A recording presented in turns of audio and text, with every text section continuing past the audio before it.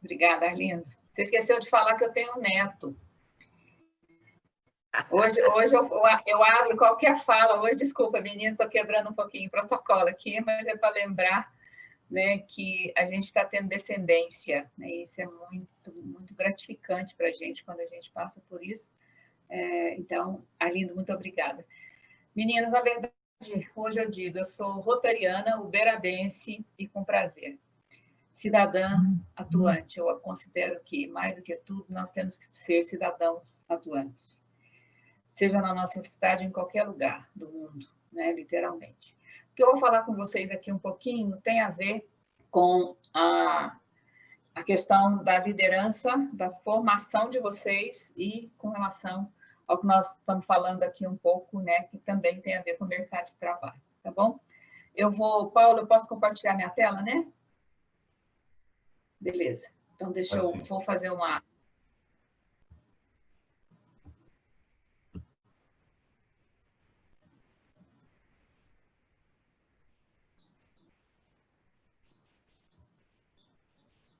Está todo mundo visualizando a mesma tela? Sim. Tá tranquilo? Beleza. Então, meninos e meninas, o que nós vamos falar aqui um pouquinho sobre formação, liderança e mercado de trabalho tem a ver com aquilo que eu percebo. Eu ainda estou atuando, eu sou aposentada, mas eu continuo trabalhando, continuo lidando, e tem, como o Arlindo disse, tem 3 filhos.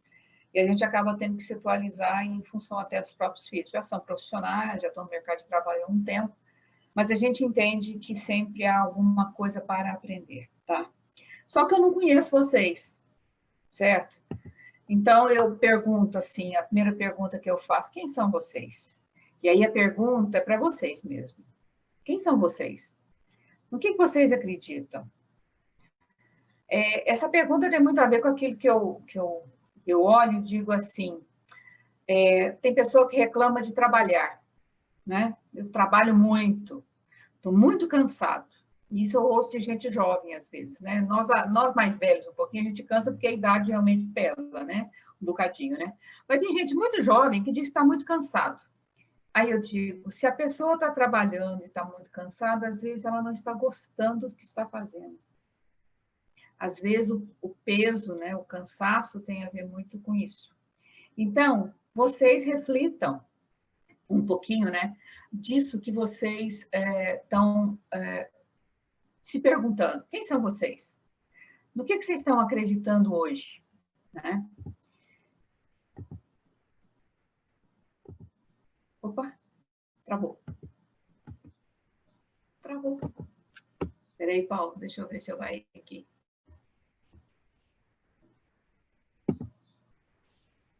Opa. Bom, não sei o que aconteceu. Espera aí, deixa eu ver. Vamos lá de novo.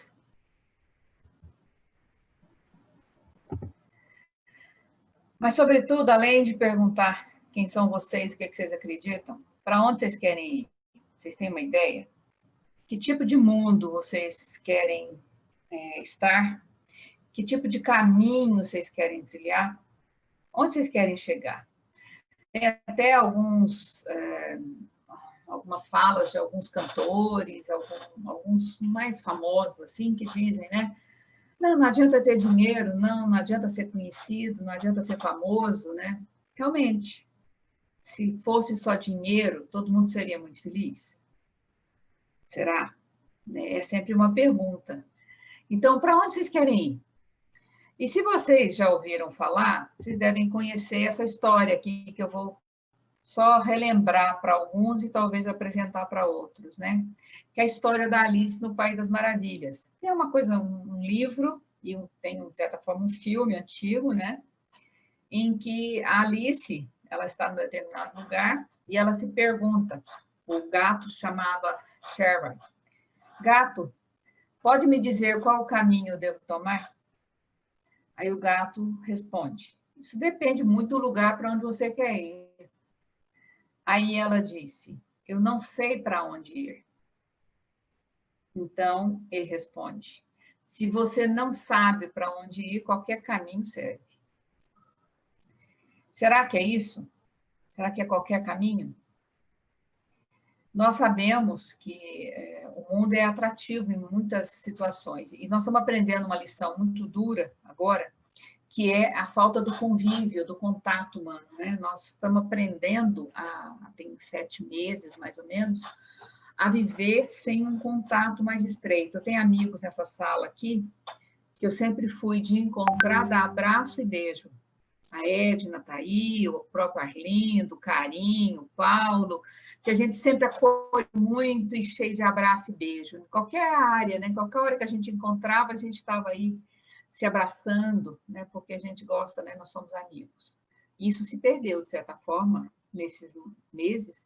Isso está sendo uma aprendizagem dura para nós que já temos mais idade que vocês. Nós estamos aprendendo a fazer isso, né?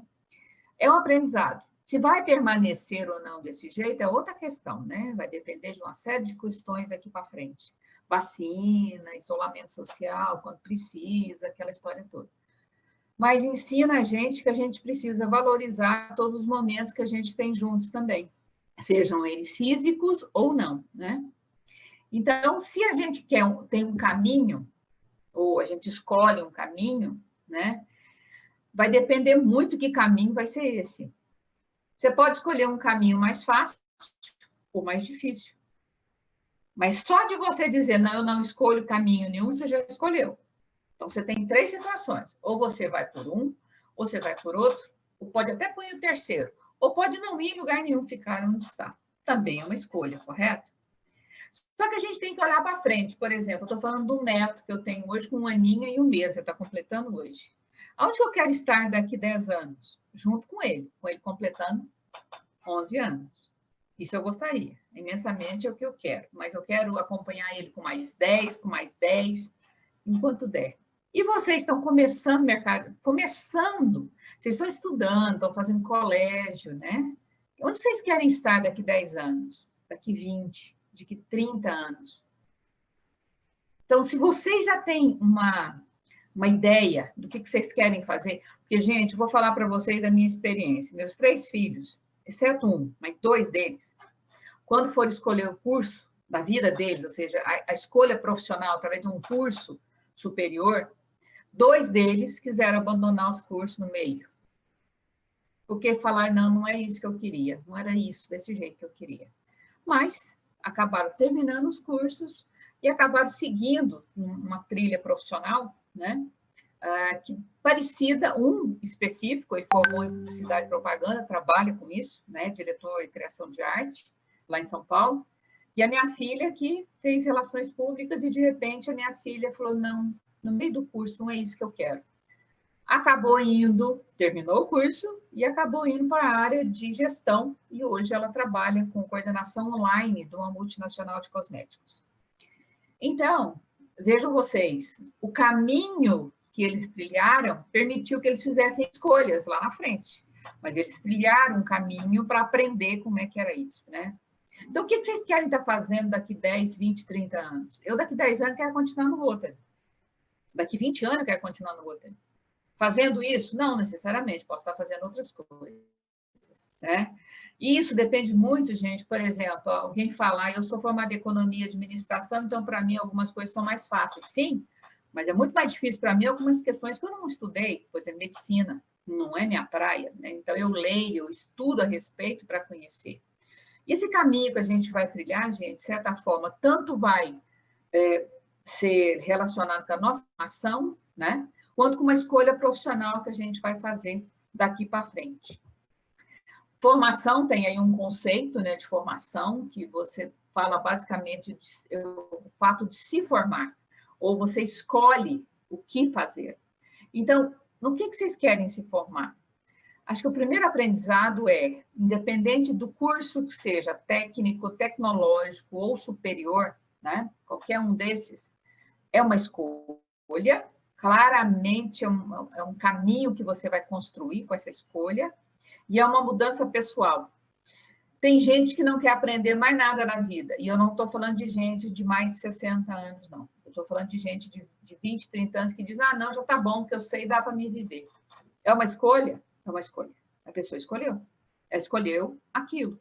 Ela pode mudar de ideia lá na frente? Pode. Ela tem como fazer isso? Sim, desde que ela queira. desde que ela queira estudar, desde que ela queira aprender. Eu conheço muita gente que mudou de profissão, gente, e uma coisa que eu digo para vocês todos, se preparem, vocês vão mudar de profissão, exceto em alguns casos, talvez 2 ou 3 vezes. A Edna, por exemplo, é odontóloga, né? Só que ela gerencia o próprio consultório e ajuda o esposo dela a gerenciar uma loja de tintas. Ela mudou de atividade? Mudou. Aprendeu? Aprendeu. É disso que a gente está falando. Então, a gente aprende à medida da necessidade que se coloca. Ou então, eu saio à frente e aprendo para fazer uma mudança que eu quero fazer. Seja ela pessoal, seja ela profissional, seja ela familiar, seja ela numa cidade ou num contexto que eu esteja. Então, numa época como essa, o que vocês vão escolher?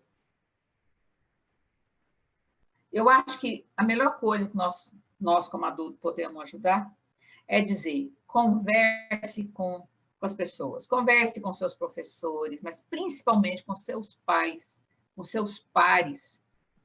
Converse com quem é formado naquelas áreas que vocês gostariam de estudar ou conhecer mais. Pergunte o que eles fazem. Perguntem o que é que você faz, como é que é a sua atividade, o que é que você trabalha. Então, todas as vezes que a gente conversa com alguém, a gente aprende alguma coisa. Eu vou contar um caso pessoal. Meu marido é formado em engenharia elétrica, aposentou-se, mas durante o período que ele estava trabalhando, ele fez administração.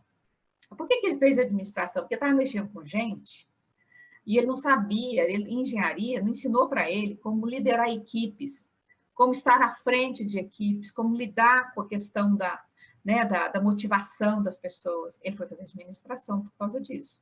Mas não muito contente, logo depois que ele aposentou, né, eu mudei, fui fazer doutorado em Florianópolis, ele resolveu fazer um curso de direito. Ele formou ele também é advogado. Então, vejam vocês, não parou de estudar tem 2 anos, já fez 2 especializações na área do direito. Por quê? Porque essa questão de mexer com a cabeça, do aprender.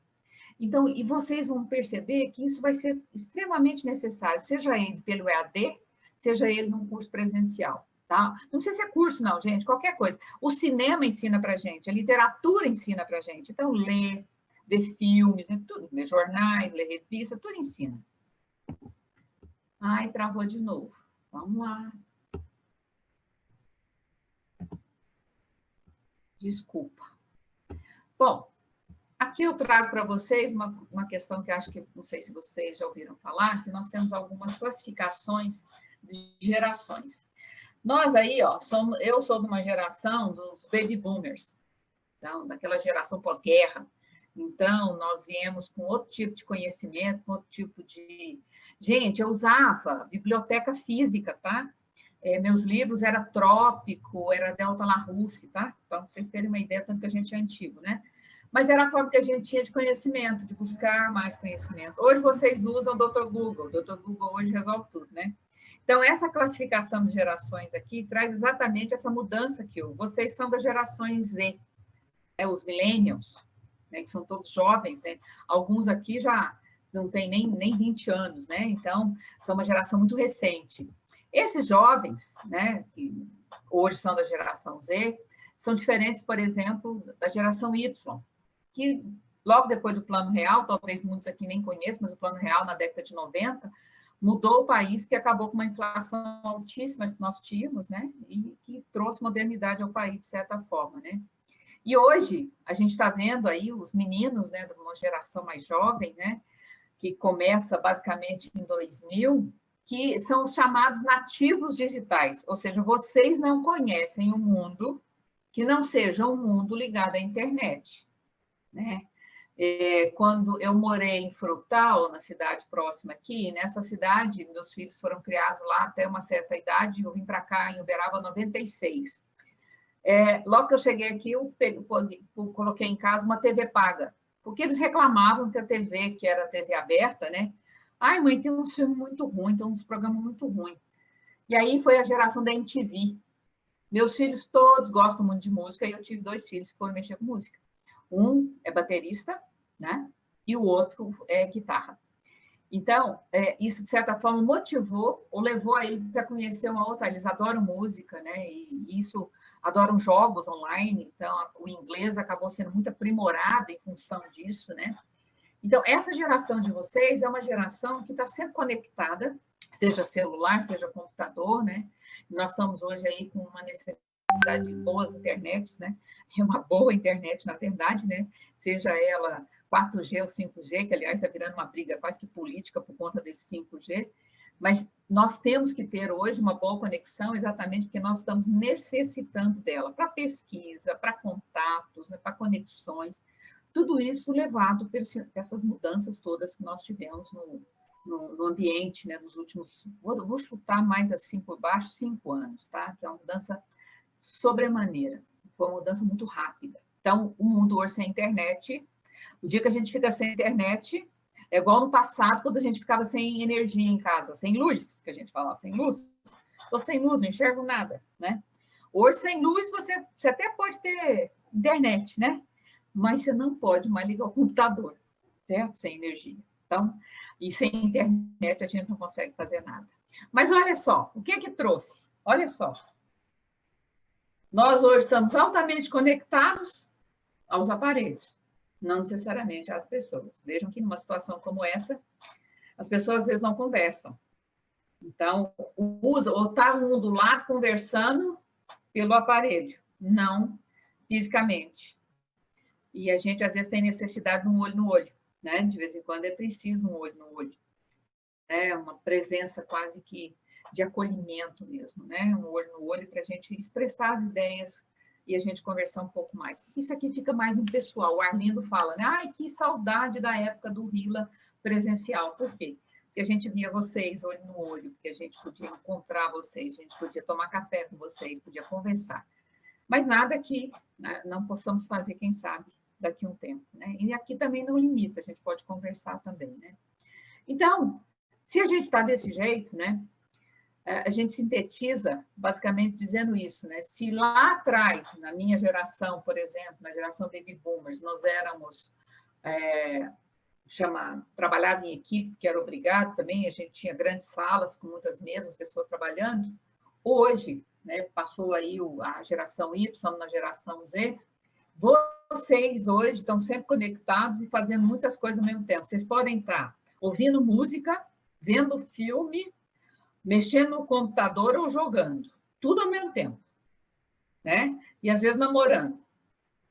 Agora, uns se arriscam, até dirigem ao mesmo tempo.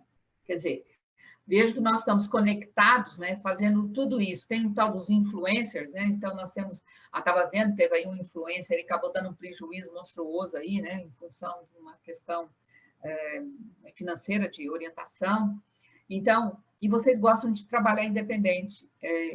A minha última turma na universidade foi há 2 anos, e os alunos, eu via claramente que eles falavam que uma das maiores dificuldades era exatamente isso. Estudar ali na faculdade e trabalhar, tendo que trabalhar em equipe, que às vezes era muito diferente da própria formação que eles tiveram. Então, hoje, nós percebemos que vocês são carentes mesmo de estar sempre conectado e sempre ligado a uma rede social. Mas a rede social ela pode ser vantajosa, se a gente souber tirar o melhor dela, né? Mas, infelizmente, às vezes, nos bares, a gente também se depara com isso. Não é só em casa, a gente se depara também nos bares. Bom, bar hoje está mais difícil de frequentar, né? Mas quando a gente frequentava bar, também acontecia isso nos bares, as pessoas nos celulares. Ou seja, ninguém larga o celular, às vezes, nem para comer, nem para beber. Isso é ruim? Depende da forma como você usa, né? Depende do que você faz com isso. Mas, logicamente, né, às vezes é preciso ter alguns limites. Por isso que alguns bares na Europa já tinham, né, algum tempo atrás, uma cestinha. Você colocava seus celulares aí. Quem mexesse no celular fora do determinado horário pagava a conta toda. Pode ser usado isso também aqui, né? Em qualquer hora, né? Mas como é que a gente fala da questão da formação com a liderança? Eu estou falando de vocês formarem, fazer uma escolha, estar conectado e tal. Como é que a gente pode fazer essa questão da liderança relacionada? É desenvolver competências duráveis. O que são essas competências duráveis? É aquilo que vocês vão ter com vocês, cada um de vocês, e que não muda, né, rapidamente. São competências que vocês não vão perder ao longo do tempo, elas não se tornam obsoletas. Algumas delas, né, a gente desenvolve com trabalho em equipe, outras, às vezes, em trabalho individual. Quais são essas competências duráveis? Então, vocês têm, por exemplo, conhecimento. Como é que a gente constrói conhecimento? Porque conhecimento, gente, ele é construído. Se alguém disser o seguinte, eu queria que um livro entrasse na minha cabeça, nós sabemos, ele pode até cair na sua cabeça, mas ele não vai entrar na sua cabeça. O conhecimento, ele é construído através de ideias, de partilhamentos, de experiências, de reciclar-se rapidamente, quando necessário. Não parar de aprender, o que a gente chama do aprender a aprender. Né? Tá sempre ligando, relacionando as coisas, conectando. Outra competência durável é a questão da perspectiva. O que seria isso? Como é que eu coloco o que eu sei para fazer alguma coisa? Porque não adianta nada eu saber muita coisa se eu não sei fazer nada com aquilo que eu sei. Ou seja, eu não ponho em prática, né?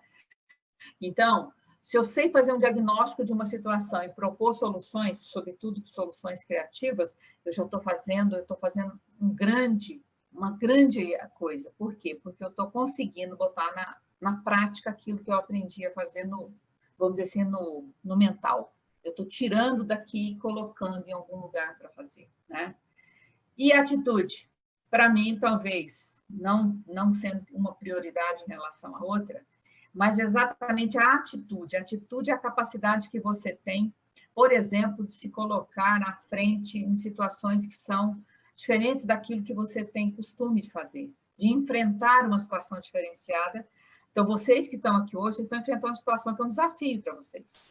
Né? Vocês nunca passaram por isso. Então, aqui vocês têm um comportamento pessoal enfrentando uma situação diferenciada. Então, é uma forma também da gente estar motivado. Como é que vocês se motivam? Aliás, todo mundo sabe a palavra motivação, o que significa, né? Motivar para a ação. A palavra motivação significa isso. Como é que você se motiva para agir? Alguma coisa que te leva a isso. E o desafio, às vezes, costuma ser uma dessas ações que a gente faz, né? Aqui tem alguns líderes antigos que eu digo assim, né? Que todos já morreram, mas são muito conhecidos, né? Martin Luther King, Churchill, Mandela. Por exemplo, lá de Sacramento, nós temos o Instituto Madiba, que tem o nome, inclusive, relacionado a Mandela, né? Foi um homem que ficou preso 27 anos e conseguiu, saindo de lá, virar o presidente do seu país e ser um excelente governante. Então, foi uma pessoa que não desistiu mesmo, ficando presa 27 anos. Se alguém parar para pensar o que significa ser tolhido de liberdade 27 anos, vão entender o que eu estou falando, né? Todos esses aí fizeram diferença em algum segmento que eles estavam. E esse aqui? Gandhi. Gandhi também.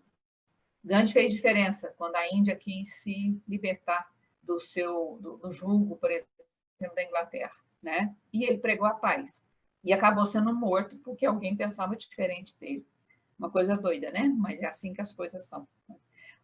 John Lennon morreu porque um fã gostava demais dele. Quer dizer, eu matei o cara que eu gostava, um negócio doido, mas infelizmente há casos assim, né, de extremismos, né?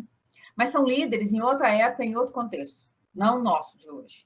Mas servem de exemplo, né, para a gente, por exemplo, perguntar para vocês: quem que é líder? Vocês conhecem esses nomes que eu coloquei aqui, por exemplo? Depois nós podemos até discutir sobre isso. Mas você consegue apontar, cada um de vocês aponta um líder que vocês têm respeito e têm admiração? Um líder. Esses aqui vocês conhecem porque são profissionais em algumas áreas. Todo mundo sabe quem que é o Jeff Bezos, né? É o cara que criou a Amazon. A Amazon hoje é uma referência. Num período de pandemia, foi uma das empresas que mais cresceu no mundo. Por quê? Te entrega na sua porta aquilo que você compra em qualquer lugar do mundo, né? J.J. Abrams é um cara, basicamente, de negócios, né, de business da área do cinema. O cara fez cada blockbuster brincadeira, né? Soube fazer isso através de livros, por exemplo, ou de gibis, né, criados no passado. Ninguém pode tirar, nós estamos em plena eleição americana, né, novamente estamos aí entre republicano e democrata, mas ninguém pode tirar o mérito do Barack Obama de ter ficado 8 anos à frente do governo dos Estados Unidos, pode não ter sido um expoente em termos de governante, mas trouxe uma certa, vamos chamar assim, calmaria à presidência do maior país do mundo, ou pelo menos o país dito mais poderoso do mundo, né? E o Mark Zuckerberg já está meio passado hoje, nós temos outras pessoas que são tão famosas quanto ele, né? Já sofreu ação penal aí por conta do Facebook, mas o cara criou uma rede social fantástica, que hoje pode estar meio ultrapassado, porque vão surgindo outras, né? Vão fazendo as suas atualizações, mas ainda é visto como um cara fantástico. E se a gente for falar do criador do Google, do antigo Yahoo, se a gente for falar do Vale do Silício, nos Estados Unidos como um todo, nós temos um punhado de líderes de negócios. Mas qual é um líder que vocês apontariam? Vocês, na cabeça de vocês. Quem seria um líder que vocês apontariam? Pode ser político, profissional, pode ser da sua cidade, mas uma pessoa que faz a diferença naquilo que você entende que seja líder. Aliás, qual o conceito de liderança?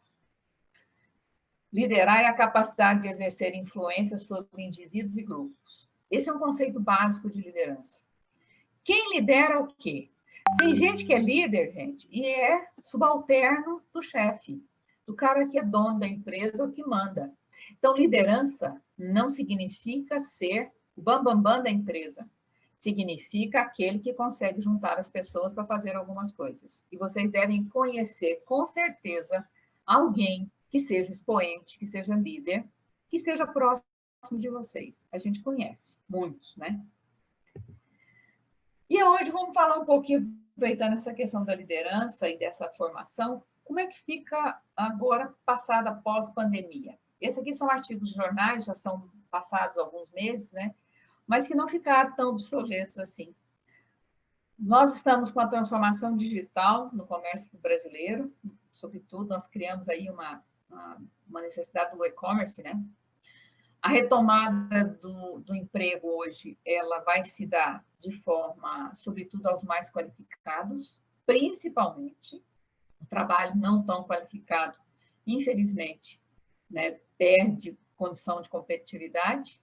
E esse isolamento, por exemplo, reduziu o número de pessoas trabalhando, de vagas de trabalho. Isso é verdade. Agora, como que a gente pode considerar que vocês, daqui 5 anos, vão entrar, 5, 6 anos, entrando no mercado de trabalho? Porque vocês vão entrar daqui a um tempo. Alguns mais, talvez, por exemplo, tem a Rafaela, né, que está já fazendo de medicina veterinária, daqui a uns anos ela vai estar trabalhando. O que vai fazer o diferencial para você no mercado de trabalho, né? Pensa no pós-pandemia. Nós estamos vendo aí tanta situação relacionada, por exemplo, especificamente à medicina veterinária, né? Que a gente pode dizer, como é que vai ser isso daqui a 5 anos?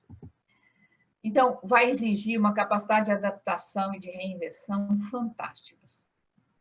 Então, nós que já estamos aposentados, eu me coloco nessa condição, apesar de ainda trabalhar, mas eu já sou aposentada, já tenho uma outra condição, eu sei perfeitamente, vocês devem já ter percebido, que muitas profissões vão deixar de existir. E outras vão surgir. Aliás, já surgiram, um punhado. Eu estava vendo, recentemente no jornal Valor Econômico, que surgiu um profissional, um CEO da felicidade. Ou seja, o cara é contratado pela empresa para trabalhar a felicidade dos funcionários da empresa.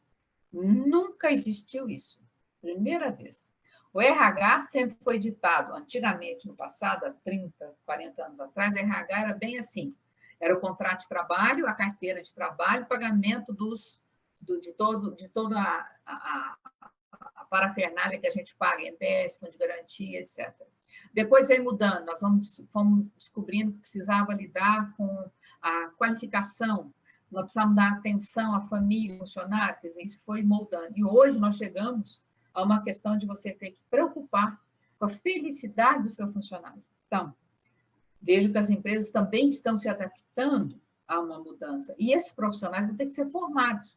A que curso que eu faço para ser um CEO da felicidade? Você pode fazer administração, especializar em RH. Você pode fazer um curso de psicologia e se especializar na área de relações humanas. Aliás, nós temos pessoas fantásticas aqui em Uberaba, inclusive com isso, a gente deve conhecer um monte, também em outras cidades, né? Então, depende o que você quer fazer, o que você gostaria de trabalhar. E nós estamos trabalhando em casa hoje com uma rotina, gente. Todo mundo fala, trabalhar em casa é tão bom, né? Outro dia até postei no Facebook uma foto de eu trabalhando em casa com flores, piscina e tal. Só que aquela não é uma rotina, né? Aquele dia eu fui trabalhar em casa com aquela visão. Mas exige uma adaptação enorme. Nós estamos trabalhando hoje em casa muito mais do que nós trabalhávamos quando era físico, porque exige muito mais preparação daquilo que você faz do que você fazia no físico, né? Então, e nós estamos precisando hoje das nossas casas, todas elas preparadas para um trabalho remoto, um trabalho, um teletrabalho. Hoje as pessoas estão investindo, por exemplo, em fazer uma área de home office em casa, então investindo num quarto ou numa saleta, com mesa, computador, câmera, ar-condicionado, ergonomia, trocando cadeira, estabelecendo uma boa rotina bem definida, bons celulares, bons notebooks, bons PCs. Por quê? Para poder trabalhar bem e ter conforto no que está fazendo, né? Então, esse estudo que eu trouxe de Oxford aqui, ele chama a atenção que cerca de 45% dos empregos até 2030 vão ser eliminados, vão ser novos cargos que vão surgir, nova forma de trabalho. O home office e o teletrabalho vão continuar? O EAD vai continuar? Vai. Vai ter que melhorar em tudo? Vai. Porque nós adaptamos, agora nós vamos ter que criar da melhor forma, né? E o home office, gente, já era uma realidade em muitas empresas, agora ele vai se tornar quase que obrigatório, principalmente em algumas funções, né? Aqui eu trago, por exemplo, alguns requisitos, de acordo com um professor da Fundação Dom Cabral, que é uma referência para nós aqui em Minas, não só, mas no Brasil, com relação ao que vem de necessidade para os profissionais do mundo pós-Covid, né? Inteligência emocional. Bom, isso já é falado, já tem uns bons anos, né? Lá atrás a gente já tratava desse assunto, o Coleman já falava sobre isso, mas é isso, né? É a capacidade que você tem de estar ciente, saber ouvir e controlar emoções. E ele escreveu um livro recente que eu vou dizer para vocês, tão bom quanto esse, que se chama Foco. Como ter foco no que você faz, né? Como saber fazer isso, escolher ter esse foco, tá? A tecnologia está aí. Nós hoje estamos trabalhando com não só a robótica é uma forma hoje de iniciar as crianças, começando por aí, mas desenvolver isso, né?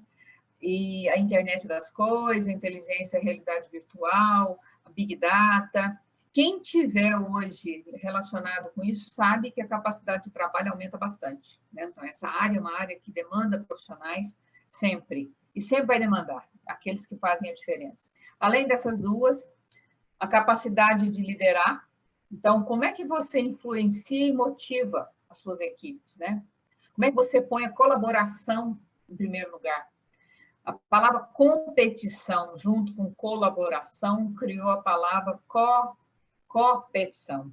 Então, você colabora competindo, mas com o mesmo objetivo, usando os recursos em comum para o mesmo objetivo. Então, duas empresas da mesma área podem comprar tudo junto, né, dividindo os valores para fazer o melhor produto para os clientes. Elas vão conseguir melhor preço, porque compra em escala, e vão conseguir cada vez melhorar, porque vão trabalhar fazendo inovações juntas. É possível? É. Quem disse que não é? Né? Mas aí depende de quem está à frente do processo, quem é que está liderando esse processo. Capacidade de criatividade e inovação. Bom, a gente se reinventa, vocês estão ouvindo eu falar sobre isso, mas podem acreditar em mim. Vocês vão ter que ter muita criatividade. Aqui nessa sala tem umas pessoas que já falaram e outras vão falar, que tiveram que se reinventar profissionalmente, de várias formas. Por quê? Porque a necessidade fez isso. Foi necessário. Então, inovar, gente, a gente inova de várias formas. Não é de um jeito só. E criatividade é uma coisa que a gente tem que botar isso aqui para funcionar. É a cachola mesmo, né? Essa região aqui, o cérebro foi feito para isso, para a gente olhar e enxergar formas diferentes, sair da caixinha, pensar diferente, né? E o pensamento crítico, que, aliás, criticidade, olha, vejam bem, não é criticar, é criticidade. É a capacidade de pensar com a própria cabeça para tomar as decisões, né? E é esse pensamento crítico que, com leituras, discussões, a escola faz muito isso, o Enem exige isso muito de vocês. Quem já fez vestibular ou vai fazer sabe o que eu estou falando, né? E uma consultoria também trouxe. Como é que você vai ter que se adaptar em várias esferas? Na empresa, junto com seus líderes, com o colaborador. Tudo isso aqui, a empresa tem que pensar o espaço físico. Então, tem muita empresa, gente, que reduziu tamanho, devolveu prédios grandes, tem prédios menores, né? Porque permite trabalho remoto, né? Ou mesmo você faz equipes, trabalha uma semana, equipe trabalha outra semana. A questão da postura de coaching, quem está à frente liderando. O que é coach? É aquela pessoa que sabe ouvir, traduzir, responder, colaborar no desenvolvimento das pessoas, né? E o colaborador hoje vai ser muito mais do que simplesmente alguém que faz, mas aquele que ajuda a melhorar a situação. Então, eu trago uma frase aqui, quase finalizando, que é um professor que, pegando o livro do Charles Darwin, que é um cara fantástico, Charles Darwin, né, que mostrou para a gente a origem das espécies aí, que, na verdade, não é o mais forte que sobrevive, nem o mais inteligente, mas o que melhor se adapta às mudanças, né? E acho que é isso. Quem estiver mais apto a se adaptar, né, quem se adaptar, consegue sobreviver. E eu trago uma tirinha, né, da Mafalda. Adoro Mafalda. Mafalda é uma personagem, né, do Quino, que faleceu tem pouco tempo, né, da Argentina. E ela aqui conversando com o amiguinho dela, o Miguelito. O Miguelito é um personagem acomodado, vamos chamar assim. Né? Então, ela diz, né, o Miguelito fica ali esperando a vida fazer alguma coisa para ele. Então, ela diz, será que o mundo está assim porque está cheio de gente esperando que alguém faça para você alguma coisa? Então, se você tem criticidade, capacidade de adaptação, capacidade de entender as mudanças que estão aí, você pode ser um líder e fazer a diferença no mundo que se avizinha. E é isso que a gente fala. Então, pensem onde vocês estão, onde vocês querem chegar, que formação vocês buscam, ou que mundo vocês querem ter para frente, pensando. E não tenham dúvida, se precisa recomeçar, recomecem. A vida também é feita de recomeços, né? Então, como é que vocês agem? Olhar o futuro, mas com o pé no presente. E procurando aproveitar todas as oportunidades que vocês tiverem. Eu agradeço imensamente vocês, tá? Estou à disposição sempre. Jovens, não se esqueçam, nós acreditamos muito em vocês. Vocês são o nosso futuro. Muito obrigada, gratidão a todos vocês.